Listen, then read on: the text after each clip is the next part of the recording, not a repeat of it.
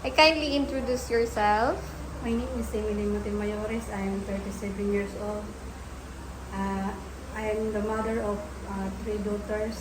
They are 11 and 17 years old. I'm from Antipolo City. Are you married? I'm single mom. I have living partner. Okay. Who will take care of your children if you work abroad? My living partner and my mom. Is your live-in partner working? Yes. What's his work? Cook. Cook. Okay. Did you had an experience working abroad? Yes, madam.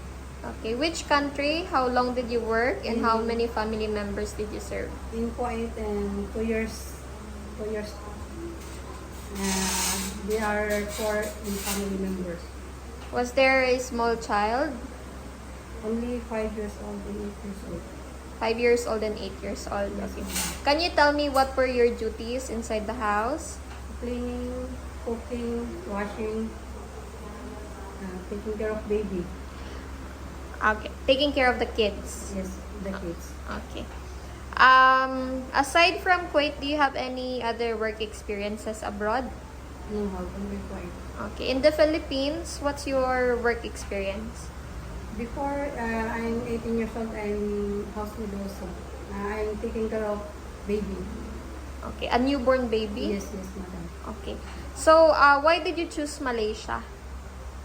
I think the Malaysia's country is good. Okay. So, if you work there, what do you prefer to take care? Anything, madam, if have the baby, I will take care of. Okay. You're good with baby or small children? Yes, madam. What about elderly? I know, madam. You're good as well. Yes, madam. Okay. Do you have any allergy with any food?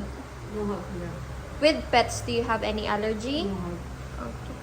Are you willing to work to an employer who has pets inside the house? Yes, madam. Are you not scared of dog or No, cat? madam. Okay. How many day off would you like to have? 4 days. 4 day off per month. Yes, madam. And you understand that during rest day, you won't be allowed to go outside alone in Malaysia. Yes, madam. Okay. With regard to your cell phone, are you willing to surrender it to your employer during working hours? Yes, madam. Okay. How long do you plan to work in Malaysia? I will finish my contract, madam. Are you willing to extend? Yes, madam. If they are for me, then I will. Okay. Since you prefer to take your small children or newborn baby, what will you do if the baby or the child is not feeling well? Of course, I give her medicine. Okay. Can you tell me what's your motivation? Why do you want to work abroad? I want to give good future for my kids. Okay. Is your children in college now or high school? Grade 11, madam, Grade 11. and elementary. Okay.